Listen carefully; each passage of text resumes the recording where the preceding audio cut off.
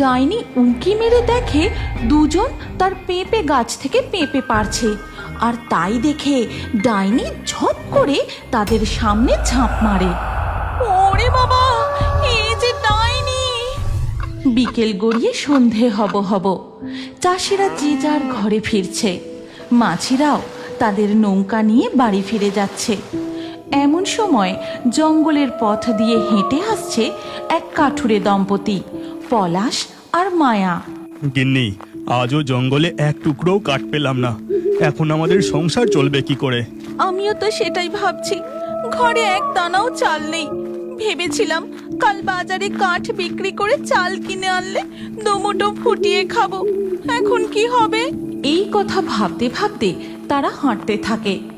এমন সময় তাদের নাকে আসে সুন্দর পাকা মিষ্টি পেঁপের গন্ধ।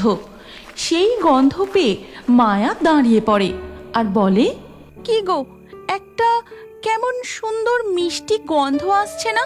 হ্যাঁ গো, আমিও তো তাই পাচ্ছি, কিন্তু গন্ধটা কোন দিক থেকে যে আসছে।